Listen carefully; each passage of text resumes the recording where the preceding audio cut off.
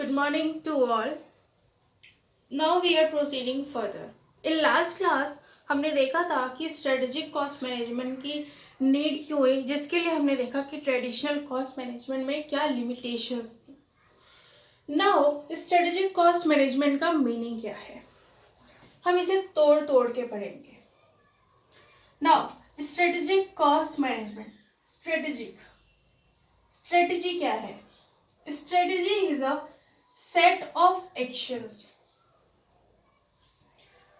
for the business, for their continuous growth, for their long term survival. अब वो किस चीज के लिए बनाना है वो डिपेंड करता है. तो ये सेट ऑफ एक्शंस है कि हाँ मैंने ये स्ट्रेटेजी बना ली है, now I will follow this. For example, जैसे कि हम स्ट्रेटजीज डेली यूज करते हैं पढ़ाई के लिए, जो हम प्लानिंग करते हैं ना कि मुझे सबसे पहले मैं एक ऑब्जेक्टिव डिसाइड करती हूँ.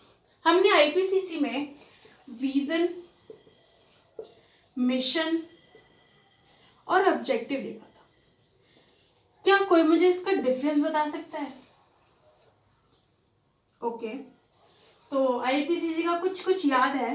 विजन मतलब कहाँ को देख रहे हैं, हम अपना फ्यूचर कहाँ देख रहे हैं, फ्यूचर स्टेट, कि मेरा विजन क्या है, लंबी सोच कि मुझे एक्चुअली क्या अचीव करना है, वो मेरा विजन है. ओके, मिशन क्या है? मिशन मतलब कि मैं सर्वाइव ही क्यों कर रहा हूँ, कंपनी एक्चुअली में सर्वाइव क्यों कर रही है, कंपनी एक्चुअल में बनी क्यों है.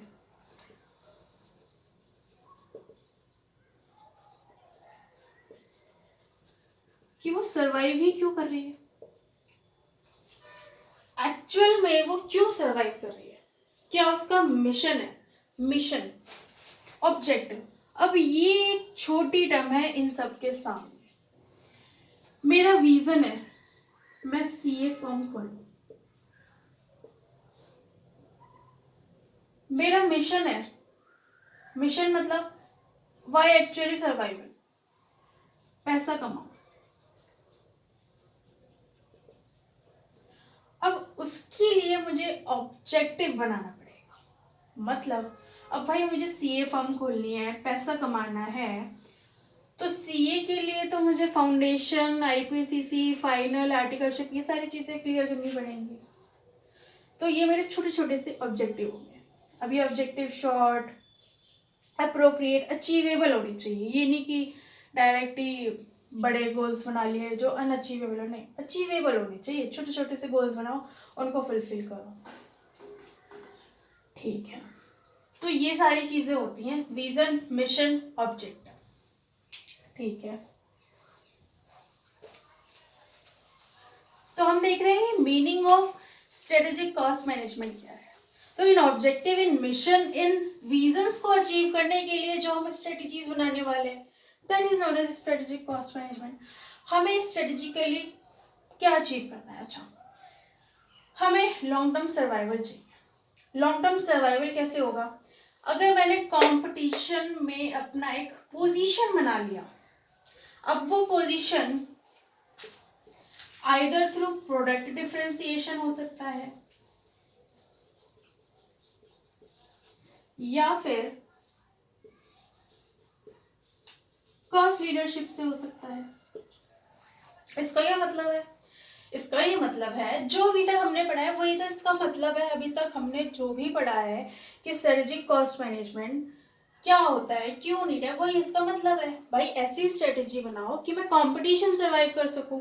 अब कंपटीशन सर्वाइव कर सकूं, एक कॉम्पिटिटिव एडवांटेज बना सकूं, वो भी सब्सटेंशियल बना सकूं. ठीक है, मतलब कंटिन्यूस बना सकूं. ऐसा कुछ जैसे गूगल, कितने साल हो गए सर्च इंजन को बने हुए, क्या कोई और सर्च इंजन नहीं है, पर मैक्सिमम लोग यही यूज करते हैं. इसके जैसा कोई आया भी नहीं है. क्यों?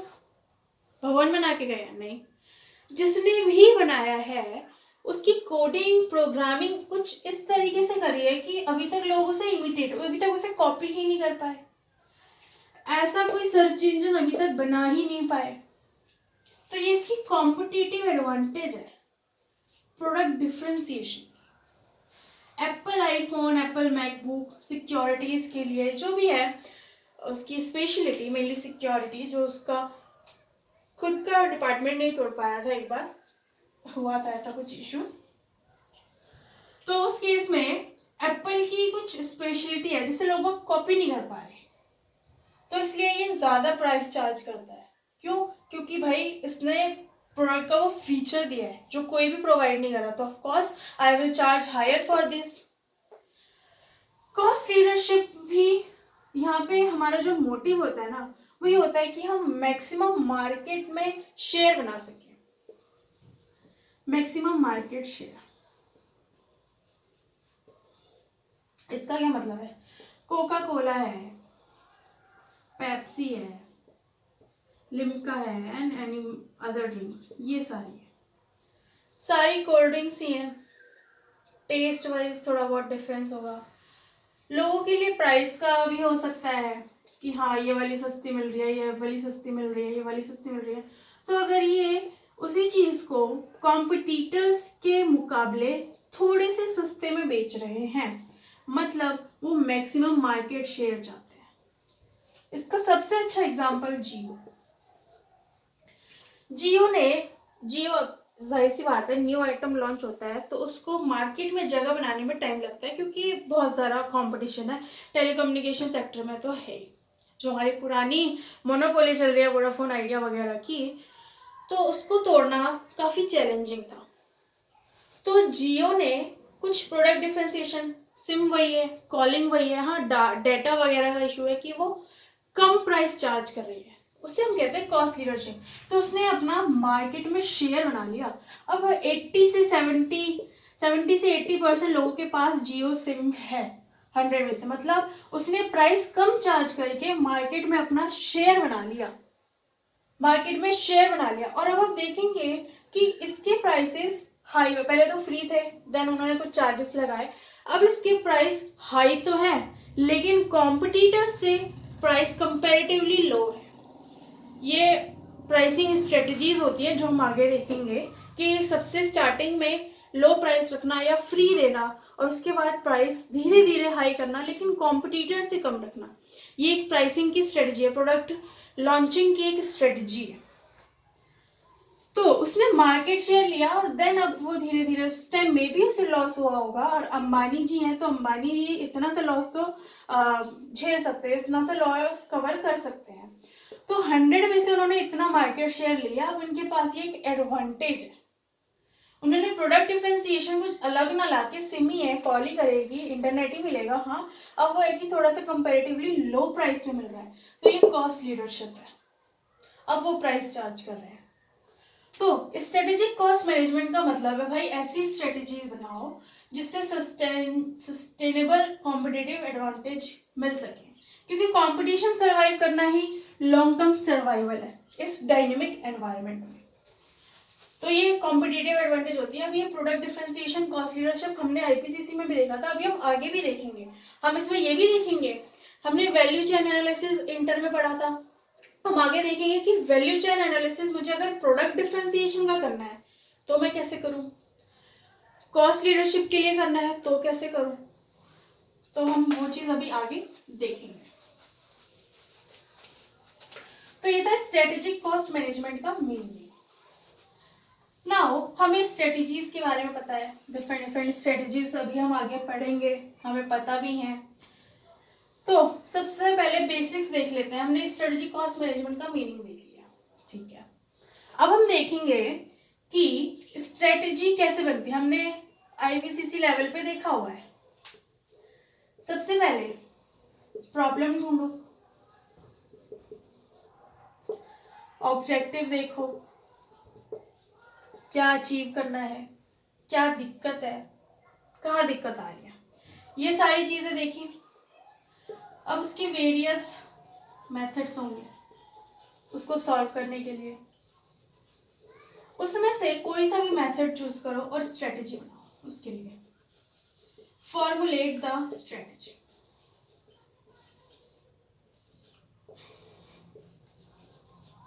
हमने फॉर्मुलेट कर दिया। अब ये सिर्फ टॉप लेवल की जिम्मेदारी नहीं होती,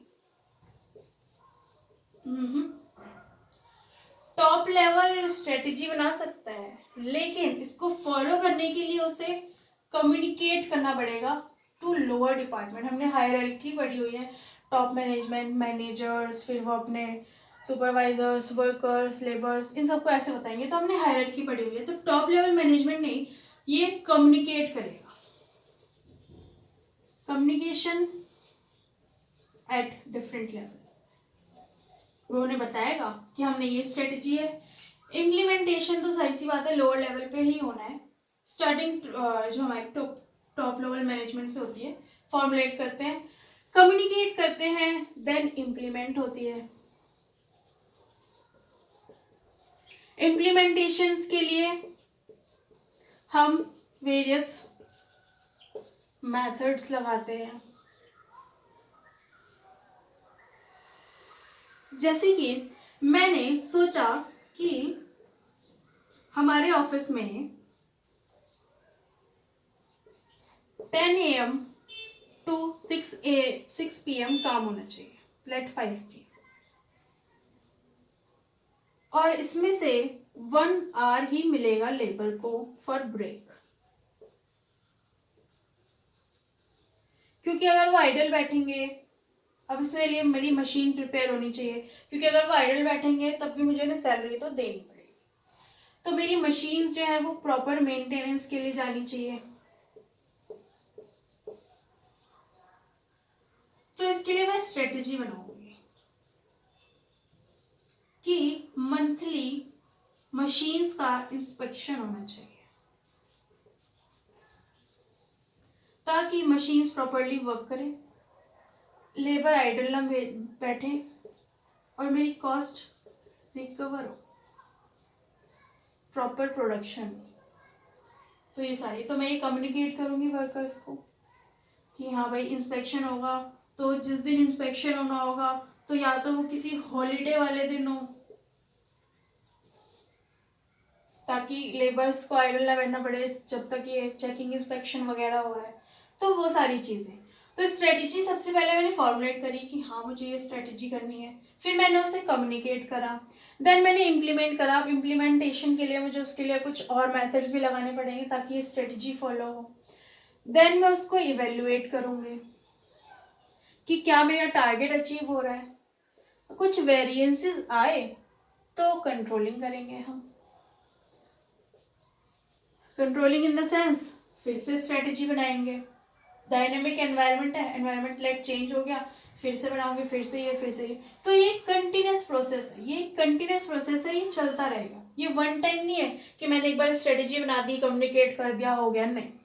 ये कंटिन्यूस प्रोसेस है। मुझे इसे हर एक एक्सटर्नल फैक्टर्स, इंटरनल फैक्टर्स के चेंज होने पर इसको चेंज करना पड़ेगा। That is known as continuous improvement, जो हमने कॉस्टिंग में नहीं देखा था। तो ऐसे स्ट्रेटेजी बनती है। Now what are the components of strategic cost management. अभी तक का हमने मीनिंग वगैरह देखा, कैसे एक स्ट्रेटेजी बनती है वो देखा। नाउ बुक्स में कुछ एग्जांपल्स हैं, कुछ क्वेश्चंस हैं, वो देख लेते हैं। तो ICI मॉड्यूल से पढ़ रहे हैं हम strategic cost management. In the modern business environment, it is not sufficient to control cost and a business must focus to manage cost strategically. ये वही सारी चीज़ें रिपीटेड आती पाएंगे जो हमने बेसिक से लेके अब तक पढ़ा है। The business today operate in an environment with stiff competition, increasing consumer demands for quality products and technological revolution. External factors. The ultimate objective of a business is to earn profit and create value for shareholders. यहाँ पे maximization of profit नहीं लिखा हुआ, यहाँ पे wealth creation है, capital gain और dividend वाला, कि उनके लिए वेल्थ क्रिएट हो, क्योंकि वेल्थ का इफेक्ट मल्टीपल टाइम्स होता है। This can be achieved by superior performance as compared to the competitors, which results in distinctive competitive advantage, जो भी हमने देखा। Strategic cost management is the application of cost management techniques so that they improve the strategic position of a business as well as control cost. सिर्फ cost controlling, cost reduction motive नहीं है, as well as control cost. मतलब सबसे पहला है कि मेरी एक स्ट्रेटेजिक पोजिशन हो, मीन्स एक सब्सटेंटिव कॉम्पिटिटिव एडवांटेज हो, either through product differentiation or through cost leadership. It also involves integrating cost information with the decision-making framework to support the overall organizational strategy. It is not limited to controlling cost, but using cost information for management decision making. सिर्फ figures में खेलना नहीं है, उनके लिए क्या strategies लेनी है, that's matter. The cost management techniques should be such that they improve the strategic position of a business apart from focusing on control cost. मैं cost कैसे कंट्रोल करूँ, मटेरियल कौन सा चूज करूँ? No, that's not strategic cost management. Strategic cost management cost controlling ही नहीं है, एक ऐसी पोजीशन बना देना कि कंपटीशन सरवाइव कर सके हम। The basic aim of strategic cost management is to help the organization to achieve the sustainable competitive advantage through product differentiation and cost leadership. ये हमने देखा। Strategic cost management lays a greater focus on continuous improvement. हमने देखा था ये एक one time process नहीं है, ये एक कंटिन्यूस प्रोसेस है, ये एक विशियस साइकिल है जो कंटिन्यूस चलती रहेगी। To deliver superior quality product to the customers. Strategic cost management must be an integral part of the value chain. It needs to include all aspects of production, purchase, design, manufacturing, of course. Her department पे हमें हर department के लिए different strategies होंगी। Production वालों के लिए कितना produce करना है, किस क्वालिटी का करना है, परचेज डिपार्टमेंट के लिए जस्ट इन टाइम करना है या फिर कब वो परचेज ऑर्डर प्लेस करेंगे, वो सारी चीज़ें। It is important that a strategic cost management is involved at early stages of a product development cycle to avoid heavy cost of failure. इसका क्या मतलब है? हमने देखा था कि ये प्रोएक्टिव है। अब ये प्रोएक्टिव किस सेंस में है? मैंने देखा कि मैंने मशीनरी का मेंटेनेंस मंथली स्टार्ट कर दिया। मैंने ये नहीं करा कि हाँ लेबर्स काम कर रहे हैं, करते जा रहे हैं, मशीन्स डेप्रिशिएट हो रही है, उसकी इफेक्टिवनेस कम हो रही है, उसकी एफिशिएंसी कम हो रही है, फिर एक टाइम होगा जब वो मशीन बंद हो जाएगी या कुछ दिक्कत आ जाएगी उसमें। क्यों? क्योंकि मैं उसे रिपेयर तो करा ही नहीं रही। इस केस में अब कॉस्ट कंट्रोलिंग ये कहता है कि मैं रिपेयर ना करूं, जब खराब होगी तब करेंगे। तो ये कॉस्ट कंट्रोलिंग है कि भाई मेरा डेली मंथली का रिपेयर मेंटेनेंस ना जाए, वो कॉस्ट बच जाए, लेकिन इसका इम्पैक्ट बहुत ही ह्यूज होगा। इसने लिखा है कि avoid heavy cost of failure. Cost of failure means अब ये मशीन खराब हो गई, इसके डबल लगे, मशीन खराब हो गई, उसको दोबारा, जितना टाइम बचा लेबर आइडल बैठे, उनको मुझे सैलरी देनी पड़ी, प्रोडक्शन नहीं हुआ, मार्केट में माल नहीं गया, मार्केट में अगर मेरा प्रोडक्ट नहीं गया तो कॉम्पिटिटर्स में भी उसको कर सकते, क्योंकि किसी को कोका कोला पीना है, कोका कोला अवेलेबल नहीं तो वो लिम्का भी पी लेगा, ऐसी होता है जनरली। तो मेरा अगर यहाँ पे नहीं गया तो कोई कॉम्पिटिटर वहाँ पे, अब मेरा मार्केट शेयर कम हो गया उस एक दिन के इस कॉस्ट को बचाने के लिए, तो उसका इम्पैक्ट बहुत ह्यूज हो सकता है। तो कॉस्ट कंट्रोलिंग ही नहीं करनी हमें स्ट्रेटेजिक डिसीजन लेना है कि क्या बेनिफिशियल रहेगा। हैवी मुझे डिफेक्ट लाना ही नहीं है, मैं अब मंथली रिपेयर कर रही हूँ, कोई दिक्कत ही नहीं है, पूरी एफिशिएंसी मेंटेन है, पूरे एफिशिएंटली काम हो रहा है, प्रोडक्शन हो रहा है, लेबर आइडल नहीं बैठ रहे। हाँ, अब मेरी मंथली कॉस्ट जा रही है, अब जाहिर सी बात है जैसे हमने पढ़ा है higher the risk higher the return, वैसे ही यहाँ पे स्ट्रेटेजिक कॉस्ट मैनेजमेंट में एक रूल है, higher the quality higher the cost, और we can say for quality we have to incur the cost. हर क्वालिटी के लिए मुझे कुछ ना कुछ कॉस्ट लगेगी। यहाँ पे मैंने मेंटेन करा तो मंथली जा रहे हैं, लेकिन इसका इम्पैक्ट है माल टाइम पे जाएगा, कॉम्पिटिटर्स मेरा मार्केट शेयर बना रहेगा, ठीक है। ओके, तो यहाँ पे एक एग्जांपल दिया गया हुआ है, ए और बी प्रोडक्ट है, इसका रेवेन्यू है, कॉस्ट ऑफ सेल्स है, ग्रॉस प्रॉफिट है, ए से नेट प्रॉफिट हो रहा है 20 और बी से हो रहा है लॉस मुझे 2 रुपये, 2 लाख का। ओके, तो अगर मैं कॉस्ट की बात करूँ, कॉस्ट जो कॉस्ट कंट्रोलिंग कॉस्ट रिडक्शन है, बी बंद कर देना चाहिए। क्यों? क्योंकि मुझे 2 लाख का लॉस हो रहा है। लेकिन उसके आगे लिखा है if the company stops producing product B, मैंने वो बी 2 लाख का जो लॉस हो रहा था उसको बंद कर दिया, तो एक ही सेल 25% से कम हो जाएगी, मतलब 1/4 कम हो जाएगा। 20 का 1/4 5 रुपए, मतलब मेरा जो प्रॉफिट है वो 15 हो जाएगा। लेट ए और बी थे, इसका नेट प्रॉफिट था 20, इसका था लॉस 2। नेट अभी तक मुझे कितना हो रहा था 18। कॉस्ट कंट्रोलिंग करनी है, रिडक्शन करना है, उनके मोटिव से चलूं तो ये बंद कर दो। ये बंद करने की वजह से ये 1/4 कम हो जाएगा, 1/4 मतलब 5 रुपए, मतलब ये 15 हो जाएगा। पहले कितना हो रहा था, अब कितना हो रहा है, मुझे तो 3 लाख का लॉस हो गया। यहाँ पे तो मुझे 2 लाख का हो रहा था, यहाँ पे तो मुझे 3 लाख का लॉस हो गया, 1 लाख का लॉस और बढ़ गया।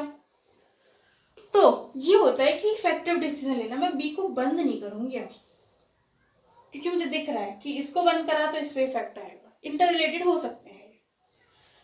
तो अब मुझे इस लॉस मेकिंग फर्म को प्रॉफिट में लाना है। ये लॉस में क्यों है, कॉस्ट ज़्यादा है या फिर क्या रीज़न है, वो चीज़ मुझे देख के इसको इम्प्रूव करना होगा। तो वही लिखा हुआ है, इसका आंसर आप पढ़ लीजिएगा।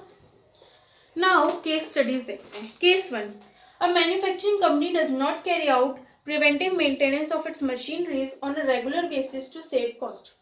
नाउ उसने कॉस्ट कंट्रोलिंग पढ़ के आया था, तो उसने बोला कि हम मशीन को रिपेयर नहीं कराएंगे कॉस्ट बचाने के लिए। Okay, repairs of machinery is carried out as and when a machinery breakdown. जब मशीन खराब होगी तो देखी जाएगी, सबका यही रूल होता है कि भाई जब खराब होगा जब देखी जाएगी, लेकिन हमने उसका इम्पैक्ट देखा हुआ है। कोका कोला वाला एग्जाम्पल, जब नई मशीनरी लेबर आइडल बैठेंगे। Now, this is a traditional approach to cost management where the focus is on cost reduction and cost saving. This is a short-term approach to manage cost. Of course, short-term हो सकता है, long-term में ऐसे survive नहीं किया जा सकता. When machinery breakdowns, the company loses more in terms of lost time production, production का idle labor time, competitors market share ले लेंगे. Lack of regular preventive maintenance and planned shutdown time also reduces the life of the machinery and has a longer-term impact. Heavy cost of failure. If the loss of production is significant, the company might lose market share to its competitors. Coca-Cola नहीं तो Pepsi P लेंगे, उनको क्या है, हमारा तो market share lose हो गया. Hence, it is important to look at cost management with strategic focus. सिर्फ figures को देख के decision नहीं लिया जा सकता, उसका क्या impact पड़ेगा वो सारी चीजें भी consider करनी पड़ेगी. Case 2. A telecom company closed down some of its customer service centers as a cost-cutting measure. अच्छा, क्या था कि लेट हमारे 10 सेंटर थे, हम 10 सेंटर पे सर्विस देते थे, मैंने उसमें से 5 सेंटर बंद करा दिए, लेट 4 सेंटर बंद करा दिए। अब सॉरी, अब इससे क्या होगा, मेरे 6 सेंटर्स पे वर्कलोड ज्यादा होगा। अभी तक जिसके लिए 10 थे, 4 वाला काम भी तो इन पे आ जाएगा, वर्कलोड होगा, एम्प्लॉयज की एफिशिएंसी घटेगी ऑफ कोर्स। अब मुझे आर्टिकलशिप में भी देखा होगा, अगर आपको एक साथ काम दे दिया गया है तो चलो ऐसी कर लेते हैं, टिक मार देते हैं, ठीक है, एफिशिएंसी थोड़ी सी डिक्रीज हो जाती है। अच्छा, एफिशिएंसी डिक्रीज हो गई, मतलब अब लोगों को लंबा खड़ा होना पड़ेगा, लाइंस लगेंगी, और जैसे कि हमने अपनी बेसिक वीडियो में देखा था, किसी के पास भी टाइम नहीं है, लोग बोलेंगे पुअर सर्विस है ये कि मुझे इतनी लंबी लाइन पे लगना पड़ता है, उस एक तो डिफेक्टेड प्रोडक्ट है, ऊपर से उसको सही कराने के लिए इतनी लंबी लाइन लगती है। तो ये तो मैंने 4 सेंटर की कॉस्ट तो बचा ली, उनका इलेक्ट्रिसिटी बिल, उनका फिक्स्ड कॉस्ट, ये सारी चीजें, रेंटल, लेकिन उसका इम्पैक्ट क्या रहा, उसका इम्पैक्ट ये रहा कि कस्टमर डिससेटिस्फाइड हो गए। अच्छा, ऐसा भी हो सकता है, ये डिफरेंट स्टेट्स में है, हम देखते हैं कि हम जब भी कोई कार वगैरह खरीदते हैं तो हम ये जरूर कंसिडर करते हैं कि भाई उसका, या कार या मोबाइल जो भी है, जिसको रिपेयर करवाना पड़ सकता है इन केस, उसका सर्विस सेंटर कहाँ है। कई लोग तो इसीलिए प्रोडक्ट नहीं खरीदते, क्यों, क्योंकि उसका सर्विस सेंटर पास में नहीं है। रेडमी के जगह जगह पे सर्विस सेंटर है, ओप्पो वीवो के जगह जगह पे सर्विस सेंटर हैं, इसलिए उनकी ज्यादा सेल हो रही है। तो one of the factor of the sale is service centre. तो इसका इम्पैक्ट कितना ही हो जाएगा, उसने 4 इससे सेंटर से उसने 20 लाख 50 लाख जितने भी फिगर्स में पैसे बचा लिए, लेकिन उसका जो इम्पैक्ट है वो काफ़ी ह्यूज होगा और इसकी वजह से उसका लॉन्ग टर्म सर्वाइवल मुश्किल है, क्योंकि after sale service leads to customer satisfaction, और अगर हम वो सर्विस प्रोवाइड नहीं करवा पा रहे हैं, ये वर्क लेट हो रहा है, एफिशिएंसी लाइंस लग रही हैं, इफेक्टिव वर्क नहीं हो रहा है, तो कस्टमर्स तो डिससेटिस्फाइड होंगे। A telecom company closed down some of its customer service center as a cost-cutting measure. This led to overcrowding of customers at other centers and longer waiting time of the customers. The volume of work at other centers increased, impacting the performance of the employees. Both the customers and employees, two of the key stakeholders. तो इसकी वजह से labour turnover भी हो सकता है, बंदा depression में ही आ गया इतने सारे कस्टमर्स देख के। The volume of work at other centers increased, impacting the performance of employees.